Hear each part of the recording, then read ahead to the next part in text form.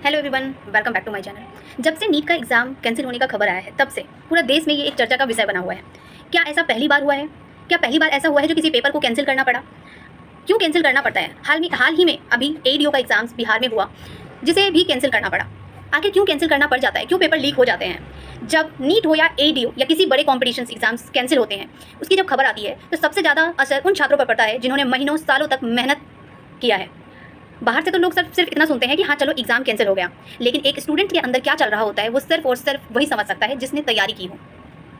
Mental stress बढ़ता है, anxiety बढ़ जाती है, कई बच्चों को फ्यूचर का डर लगने लगता है कि अब कब होगा ये एग्ज़ाम। यही सबसे बड़ा प्रेशर जो होता है वो सिलेबस का नहीं, अनसर्टेनिटी का होता है। जो मिडिल इसमें सबसे ज़्यादा प्रभावित कौन होता है? वो स्टूडेंट जिसने इतने बड़े सपने देखे, जिन्होंने अपने सालों की महीनों का मेहनत लगाया। मिडिल क्लास फैमिली जो अपने बच्चों का कोचिंग का fees, hostel expenses, travel cost, ये सारी चीज़ें करने के बाद पेरेंट्स पे भी इमोशनल प्रेशर पड़ता है। कई परिवार तो अपने सेविंग्स भी अपने बच्चों की पढ़ाई में लगा देते हैं, और जब एग्ज़ाम डिले होता है और वो कैंसिल होता है तो इसका असर सिर्फ और सिर्फ स्टूडेंट पे नहीं पड़ता, उसकी पूरी फैमिली पर पड़ता है। और जब इनडायरेक्टली फैमिली पे पड़ता है तो बच्चों की प्रेशर तो वैसे ही एग्जाम को लेकर होता है, अपने करियर को लेकर होता है, उसका अल्टीमेटली जो फैमिली को प्रेशर होता है वो भी प्रेशर एक स्टूडेंट्स के ऊपर ही आता है। कौन जिम्मेदार है इसके लिए?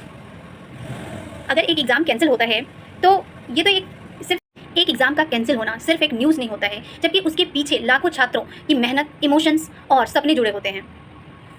किसी भी एग्ज़ाम सिस्टम की सबसे बड़ी ताकत जो है वो स्टूडेंट का ट्रस्ट होता है। अगर भरोसा कमज़ोर पड़ने लग जाए तो सिर्फ एग्ज़ाम नहीं, लाखों सपने प्रभावित होते हैं। Years of preparations, endless sacrifices, uncertain futures, while exams leak, cancellations, scams and irregularities keep becoming the new normal. Students are not asking for favors anymore, just asking for fair examination and accountability.